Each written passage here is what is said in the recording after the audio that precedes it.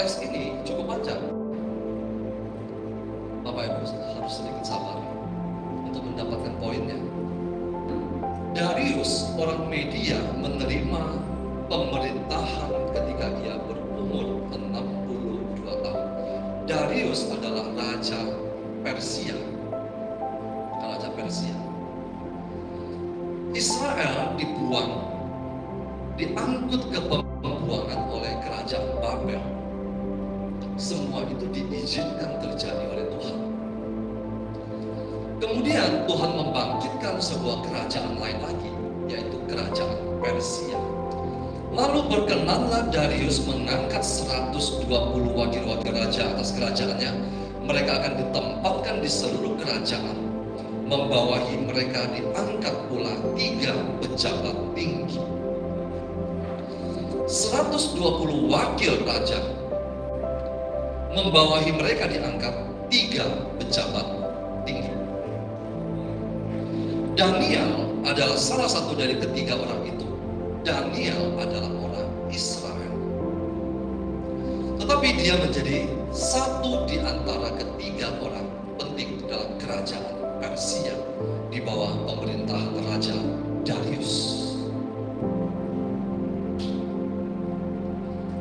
Maka Daniel ini melebihi para pejabat tinggi dan para wakil raja itu. Kenapa? Karena ia mempunyai roh yang luar biasa. Catat poin ini. Ia mempunyai roh yang luar biasa. Dan raja bermaksud untuk menempatkannya atas seluruh kerajaannya. Kemudian para pejabat tinggi dan wakil raja itu mencari alasan dakwaan terhadap Daniel. Kenapa? Karena iri hati. Tetapi mereka tidak mendapat alasan apapun atau sesuatu kesalahan, sebab ia setia dan tidak ada didapati sesuatu kelalaian atau sesuatu kesalahan padanya. Ini adalah orang yang mempunyai roh Tuhan. Maka berkatalah orang-orang itu, kita tidak akan mendapat suatu alasan dakwaan terhadap Daniel ini, kecuali dalam hal ibadahnya kepada Allahnya. Bapak Ibu, Israel menyembah Yahweh. Yahweh adalah Allah Israel. Siapa itu Yahweh? Yahweh adalah Tritunggal. Dulu mereka belum mengetahui apa itu Tritunggal. Yang mereka kenal adalah Yahweh, Allah Israel. Setiap kerajaan mempunyai Allahnya masing-masing. Daniel orang Israel mempunyai Allah bernama Yahweh. Ayat ke-7. Kemudian bergegas-gegaslah para pejabat tinggi dan wakil itu menghadap raja serta berkata kepadanya, "Ya Raja Darius, kekalah hidup Tuanku. Semua pejabat tinggi kerajaan ini, semua penguasa dan wakil raja, para menteri dan bupati telah mufakat supaya dikeluarkan kiranya suatu penetapan raja dan ditetapkan suatu larangan agar barang siapa yang dalam 30 hari menyampaikan permohonan kepada salah satu dewa atau manusia, kecuali kepada Tuanku ya Raja, maka ia akan dilemparkan ke dalam gua singa." Kita lompat ke ayat 11. Baca bersama-sama, 3, 2, 1. Demi didengar Daniel bahwa surat perintah itu telah dibuat, pergilah ia ke rumahnya. Dalam kamar atasnya ada tingkap-tingkap yang terbuka ke arah Yerusalem. 3 kali sehari ia berlutut, berdoa serta memuji Allahnya, seperti yang biasa dilakukannya. Demi didengar Daniel bahwa surat perintah itu telah dibuat, pergilah ia ke rumahnya. Dalam kamar atasnya ada tingkap-tingkap yang terbuka ke arah Yerusalem. 3 kali sehari ia berlutut berdoa serta memuji Allahnya. Daniel mendapat ancaman kematian, tetapi dia sehari berdoa berapa kali? 3 kali. Berapa menit dia berdoa? 3 kali 5 menit. Doa Angelus. Atau 3 kali 1 jam. dia tetap bisa berdoa meskipun kematian mengancam. Lalu orang-orang itu bergegas-gegas masuk dan mendapati Daniel sedang berdoa dan bermohon kepada Allahnya. Maka dia terbukti bersalah. Kenapa? Karena dia menyembah Allah selain Raja Persia. Kemudian mereka menghadap raja dan menanyakan kepadanya tentang larangan raja. Bukankah Tuanku mengeluarkan suatu larangan? Jawab raja, perkara ini telah pasti menurut undang-undang orang Media dan Persia yang tidak dapat dicabut kembali. Lalu kata mereka kepada Raja Daniel, salah seorang buangan dari Yehuda, artinya orang Israel, tidak mengindahkan Tuanku ya Raja, dan tidak mengindahkan larangan yang Tuanku keluarkan, tetapi 3 kali sehari ia mengucapkan doanya kepada Allahnya. Setelah raja mendengar hal itu, maka sangat sedihlah ia, dan ia mencari jalan untuk melepaskan Daniel. Raja sangat menyayangi Daniel, tetapi karena dia memiliki perintah, ia mencari jalan untuk melepaskan Daniel. Bahkan sampai matahari masuk, ia masih berusaha untuk menolongnya. Ayat 16 baca bersama-sama. Lalu bergegas-gegaslah orang-orang itu menghadap raja, serta berkata kepadanya, ketahuilah ya raja, bahwa menurut undang-undang orang Media dan Persia, tidak ada larangan atau penetapan yang dikeluarkan raja yang dapat diubah. Ayat 17. Sesudah itu raja memberi perintah, lalu diambillah Daniel, dilemparkan ke dalam gua singa. Berbicara raja kepadanya, Allahmu yang kau sembah dengan tekun, dialah raja yang melepaskan engkau.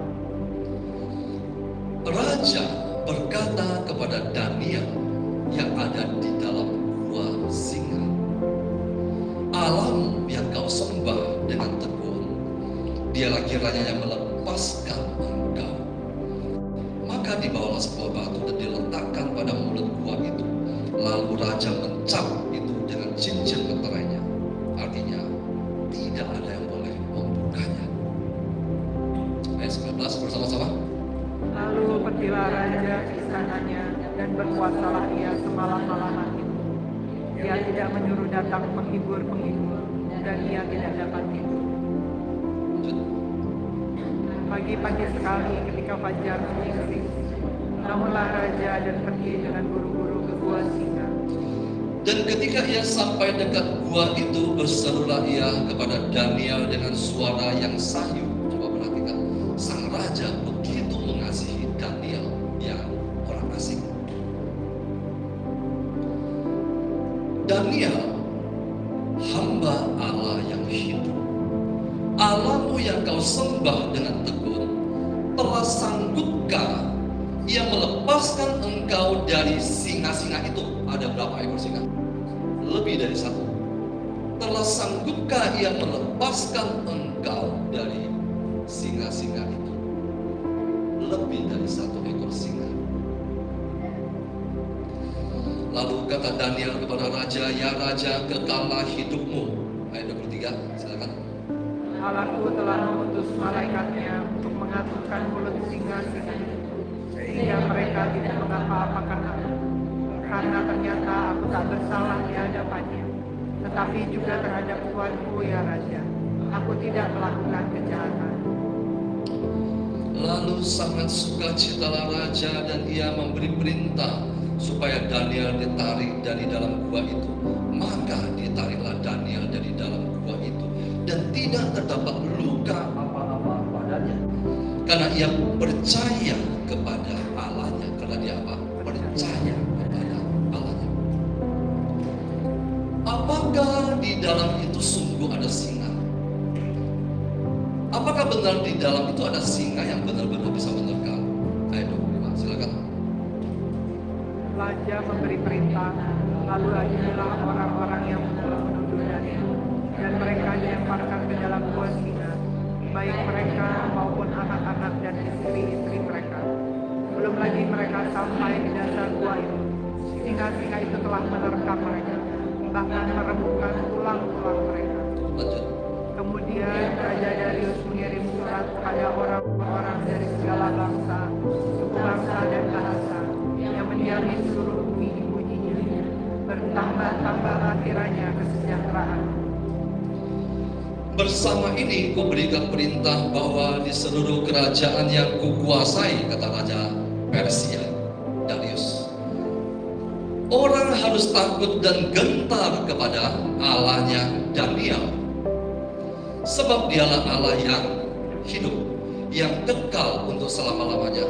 Pemerintahannya tidak akan binasa dan kekuasaannya tidak akan berakhir. Ia melepaskan dan menolong dan mengadakan tanda dan mukjizat di langit dan di bumi. Dia yang telah melepaskan Daniel dari cengkeraman singa-singa.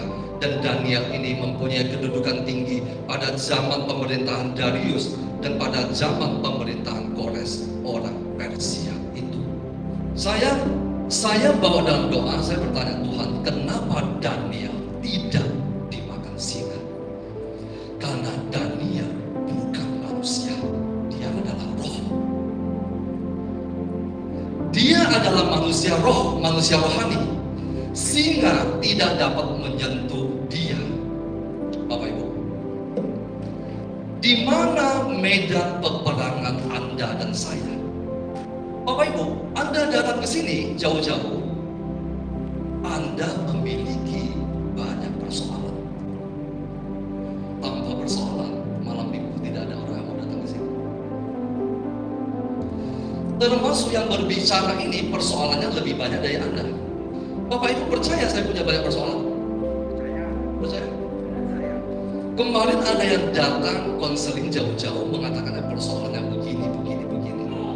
Dan merasa enak sekali, seperti Pak Paulus dan Bu Vila tidak punya persoalan. Saya bilang, coba sebutkan persoalan. Persoalanmu cuma segini. Persoalan saya 3 kali lipat. Dia datang dari jauh-jauh. Dia kaget mendengar persoalannya Pak Paulus 3 kali lipat. Contoh, Anda punya hutang 1 M, saya punya hutang 3 M. Persoalan saya 3 kali lipat, betul. Persoalan Tuhan izinkan datang untuk menarik Anda mendekat kepada Dia. Daniel ketika berhadapan dengan maut, dia kemana? Dia tidak menangis, dia tidak ingin bunuh diri, dia tidak datang cari villa untuk konseling. Dia kemana? Dia masuk ke medan perang. Di mana medan perang itu? Kamar doa Anda adalah medan peperangan Anda, Bapak Ibu. Bapak Ibu, Anda datang ke sini, jangan selalu berharap supaya ada orang mendoakan Anda. Kami mendoakan Anda, powernya sangat kecil. Anda harus berjuang untuk berperang melawan persoalan Anda. Kenapa? Persoalan itu diizinkan datang. Kenapa? Tuhan mau mengajari Anda berperang. Semalam yang kita bicarakan di Komsel, yang ikut Komsel siapa semalam? Puji Tuhan. Persoalan Tuhan izinkan untuk membawa Anda masuk ke dalam medan peperangan. Di mana medan peperangan Anda? Daniel tidak mencari orang-orang yang memfitnah dia dan yang menjerumuskan dia. Dia kemana? Dia masuk ke kamar doanya. Di situ adalah medan peperangan Daniel. Semakin persoalan datang menghantam Anda, semakin persoalan itu besar, Anda semakin harus lebih lama di dalam kamar doa Anda. Termasuk ketika Anda datang ke sini untuk berdoa, ketika pujian dinyanyikan, Anda harus aktif. Anda jangan pasif. Ketika Anda memuji menyembah Tuhan, kuasa Allah bekerja. Saat itu juga Dia bisa menjamah Anda. Bapak Ibu percaya? Semakin persoalan Anda besar, di ruang di kamar doa Anda harus meratap. Paulus, tapi saya tidak bisa berbahasa roh. Tidak penting Anda bisa berbahasa roh atau tidak. Anda bisa berdoa dengan bahasa apapun juga. Rasul Paulus katakan, saya berdoa dalam bahasa roh, saya juga berdoa dengan akal budiku. Tapi saya tidak bisa berdoa lama-lama. Anda mau persoalan Anda selesai, Anda harus berjuang. Tidak ada orang yang bisa berjuang untuk persoalan Anda. Anda sendiri harus masuk ke medan perang, yaitu kamar doa Anda. Di situ Anda berperang. Semakin Anda melihat anak Anda belum mau bertobat, semakin Anda harus lebih lama di dalam kamar doa. Semakin Anda melihat suami Anda belum bertobat, Anda harus meratap di hadapan Tuhan. Saya berjuang, berdoa 3 jam satu hari, Bapak Ibu. Kenapa? Persoalan saya banyak. Tadi saya bilang, persoalan ini Tuhan izinkan 1 jam sebelum jam 12, 1 jam lagi di atas jam 12, nanti malam 1 jam lagi. Kenapa saya bisa berdoa seperti ini? Persoalan. Saya mau menang terhadap persoalan hidup saya. Daniel berdoa sehari 3 kali sebelum persoalan itu datang, dan persoalan itu masih menimpa dia. Anda berdoa berapa kali sehari? Berapa jam sehari? Kalau Anda katakan, kenapa Tuhan, saya sudah percaya, saya ke gereja setiap minggu, persoalan datang. Daniel berdoa, anggaplah 1 kali 1 jam, 3 kali 1 jam, persoalan itu masih datang. Anda berdoa. Anda berdoa 5 menit, dan Anda berharap persoalan tidak datang. Persoalan datang justru membawa Anda naik ke level iman yang lebih tinggi. Tanpa persoalan, Anda dan saya adalah manusia daging. Persoalan itu Tuhan izinkan untuk membawa Anda masuk ke padang gurun, Bapak Ibu. Ketika saya berdoa, saya bertanya, Tuhan, kenapa persoalan saya begitu banyak? Saya berpikir ketika saya melakukan pekerjaan Tuhan, saya melayani Tuhan, semua persoalan saya selesai. Tapi kenapa persoalan saya bertambah banyak dari tahun ke tahun? Tuhan katakan, justru inilah tanda bahwa saya menyertai kamu. Tanda Tuhan, tanda Roh Kudus memimpin Anda adalah Dia membawa Anda masuk ke padang gurun. Hanya orang yang sudah pernah masuk ke padang gurun, Anda baru dapat mengerti apa yang saya ucapkan. Padang gurun Tuhan izinkan Anda masuk. Untuk apa? Untuk memproses Anda. Persoalan Tuhan izinkan terjadi untuk Dia memproses Anda. Anda adalah manusia daging, Anda dan saya manusia daging. Manusia daging itu harus menjadi manusia roh. Di mana tempat yang paling baik, paling tepat untuk mengganti manusia daging Anda menjadi manusia roh? Padang gurun, Bapak Ibu. Israel 430 tahun di Mesir. Setelah itu dia melintasi Laut Merah, dia masuk ke padang gurun. Di padang gurun itu mereka mengalami banyak kesakitan. Yang tadinya hidup dengan makanan yang enak-enak, di padang gurun hanya ada mana surgawi. Dan mereka berteriak. Padang gurun adalah proses Tuhan menanggalkan manusia lama Anda. Setelah manusia lama Anda ditanggalkan, Anda baru dipersiapkan masuk ke tanah terjanji. Artinya Anda siap untuk menerima janji-janji Tuhan. Nah, Bapak Ibu, Anda yang menghadapi persoalan, bersyukurlah kepada Tuhan. Tanpa persoalan, Anda tidak duduk di sini. Tanpa persoalan, Anda tidak akan masuk ke dalam ruang doa. Anda hanya berdoa pada saat doa makan sehari 5 kali. Malam hari ini, saya mau mengajak kita masuk ke dalam medan peperangan Anda. Di mana? Di kamar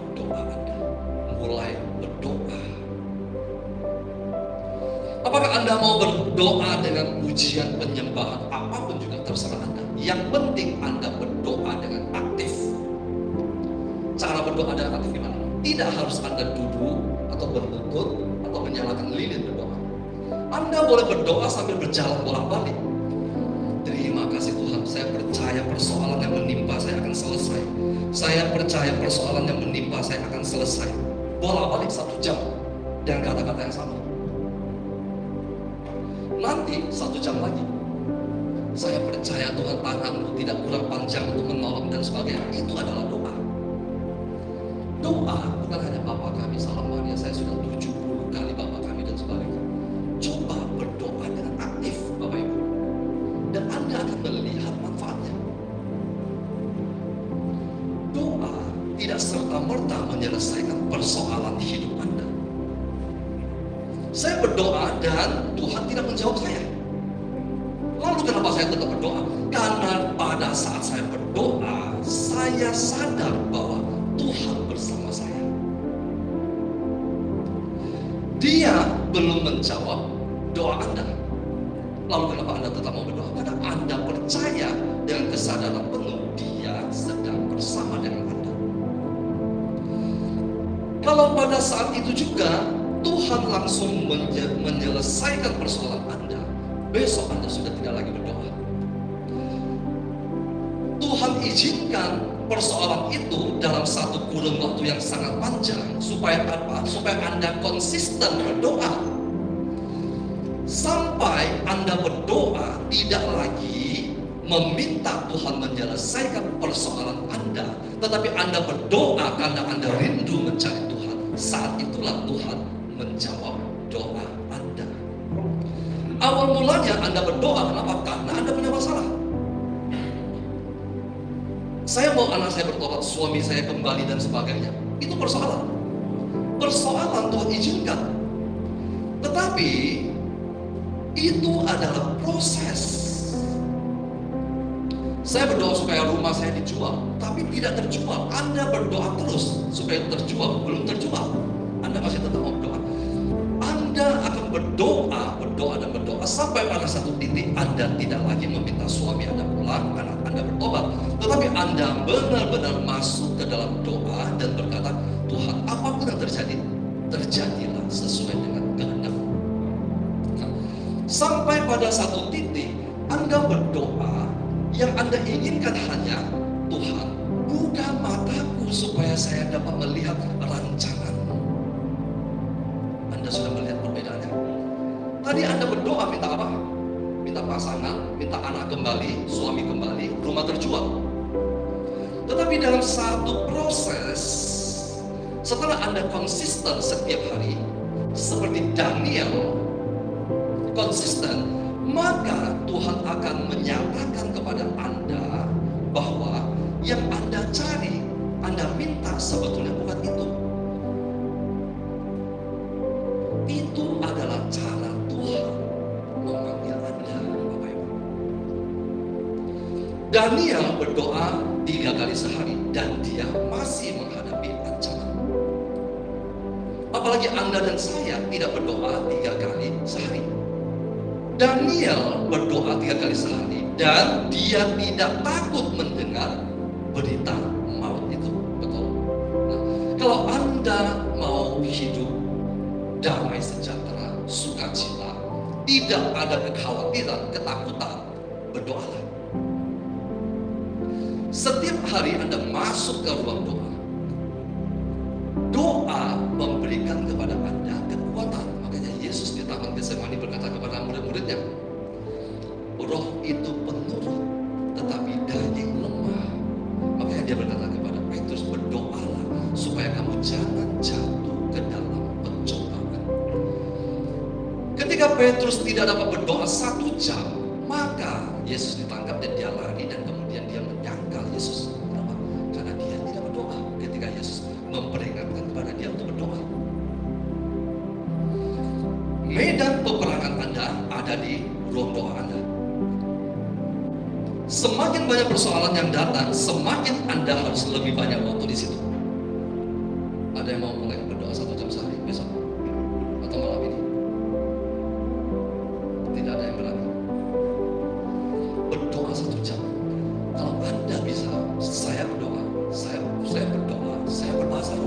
Sebentar saya berbahasa roh, sebentar saya berdoa dengan bahasa biasa. Saya berbahasa roh lagi, kembali lagi bolak-balik, tidak terasa 1 jam. Kalau Anda tidak mau membangun kehidupan doa Anda, dan setiap kali Anda datang ke sini untuk minta didoakan, saya punya persoalan, tolong doakan saya. Taruh tangan di sini belum cukup, kayak taruh tangan lagi di kepala, taruh tangan lagi di lehernya, di mana? Tapi kayak kaki yang sakit, taruh tangan di sini.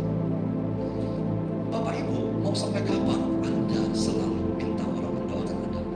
Daniel tidak mencari seorang untuk mendoakan dia.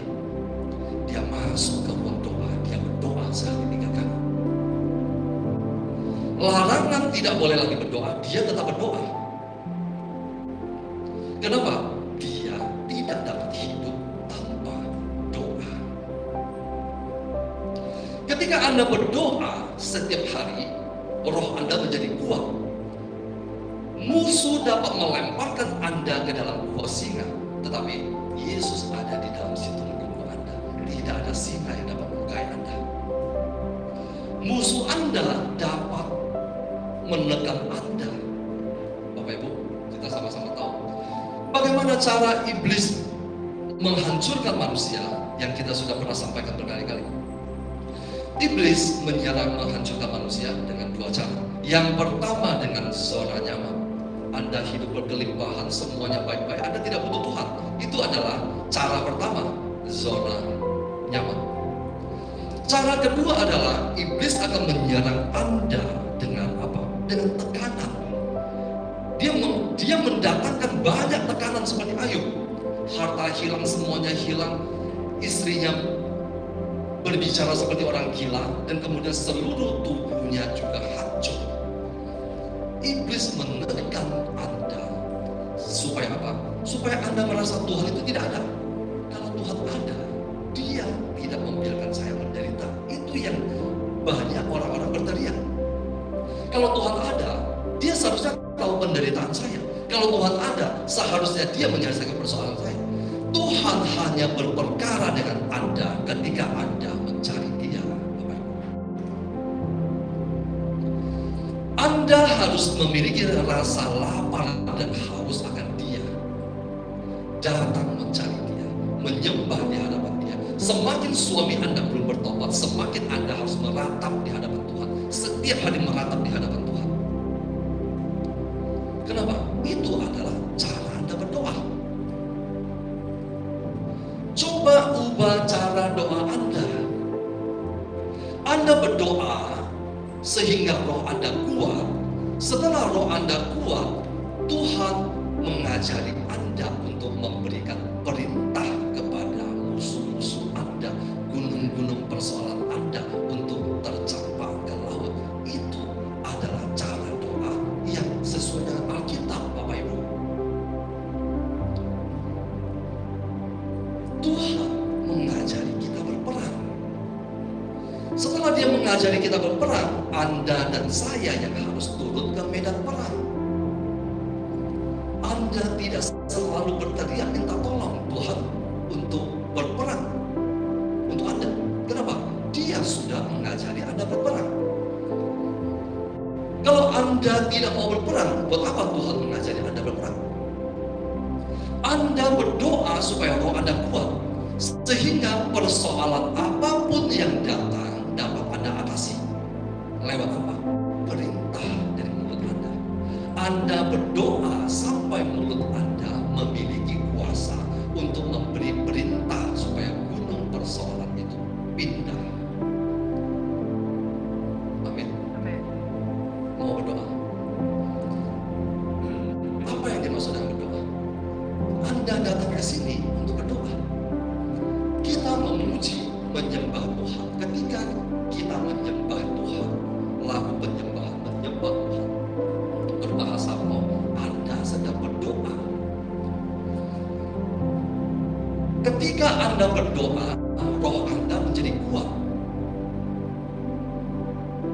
Bapak Ibu, siapa yang mau mulai hari ini, mau mencoba menjalankan kehidupan rohani seperti ini? Saya percaya kalau Bapak Ibu konsisten setiap hari, setidaknya 1 jam, Anda akan mulai mengerti cara Tuhan bekerja di dalam diri Anda. Saya dulu juga tidak bisa begitu, tapi proses membawa kita masuk semakin dalam, semakin dalam. Ketika di awal kita berdoa, kita merasa nggak ada apa-apa. Kita berdoa dan kita merasa bahwa persoalan saya belum selesai. Semakin berdoa, semakin persoalan bertambah banyak. Kenapa? Karena Tuhan justru mau Anda lebih banyak lagi berdoa. Dengan cara apa? Persoalan. Anda punya hutang 1 M. Malam hari ini Tuhan kirimkan seseorang untuk melunasi hutang Anda. Besok Anda sudah tidak datang ke gereja lagi. Anda sudah tidak berdoa. Kenapa? Persoalan Anda sudah selesai. Alkitab selalu mengajari kita proses. Abraham menerima panggilan Tuhan, janji Tuhan, memiliki keturunan sebanyak bintang di langit. Saya waktu berdoa, Tuhan tunjukkan satu hal. Tuhan membawa Abraham keluar lihat bintang, dan dia berkata apa? Coba lihat bintang di langit dan coba kamu hitung. Abraham disuruh menghitung bintang di langit. Dan Allah berkata, keturunanmu akan seperti bintang di langit. Abraham belum memiliki 1 anak pun saat itu. Tetapi Tuhan katakan, keturunanmu sebanyak bintang di langit. Tuhan menyuruh Abraham menghitung. Abraham hitung. 1, 2, 3, 90, 91, 150, 151. Sampai akhirnya Abraham tidak dapat lagi menghitungnya. Dan Abraham percaya kepada Allah. Tuhan akan menunjukkan kepada Anda banyak sekali janji-janji yang seharusnya Anda dan saya dapatkan. Janji itu tak terhitung seperti Abraham menghitung bintang di langit, tak terhitung. Ketika Abraham disuruh menghitung bintang, 1 pun belum dia dapat, tetapi dia percaya. Percayanya Abraham itu diperhitungkan oleh Tuhan sebagai kebenaran. Artinya apa? Anda percaya meskipun Anda belum melihat. Kepercayaan Anda karena belum melihat itu dianggap, dicatat sebagai kebenaran. Kalau Anda sudah menerima, lalu Anda percaya, Anda tidak akan dicatat sebagai kebenaran. Kenapa? Anda sudah melihat, sudah memegangnya, dan Anda baru percaya. Semua tokoh dalam kitab suci berproses, dan semuanya harus menghadapi proses. Bapak Ibu tahu, ketika Yesus dibaptis, Roh Kudus turun dan dinyatakan secara sah bahwa inilah anakku yang kukasihi, kepadanya lah aku berkenan. Apa tindakan selanjutnya? Roh Kudus memimpin Yesus masuk ke padang gurun. Tanda Tuhan menyertai Anda, tanda Roh Kudus berjalan bersama dengan Anda adalah ketika Anda menjumpai Anda berada di padang gurun. Jadi ketika Anda menjumpai dirimu ada di padang gurun, apa itu padang gurun? Padang gurun adalah ketika Anda hadapi segala macam tekanan dan tidak ada pertolongan. Itu padang gurun. Ketika Anda merasa dan Anda sadar Anda menghadapi situasi itu, bersyukurlah kepada Tuhan. Anda dibawa masuk ke padang gurun. Di padang gurun itu, kalau Anda lulus, maka Anda akan masuk ke tanah terjanji. Anda akan menerima 1 persatu janji-janji Tuhan. Anak-anakmu akan dipulihkan, suamimu akan kembali, pekerjaanmu akan diberkati, Anda satu keluarga akan dipakai untuk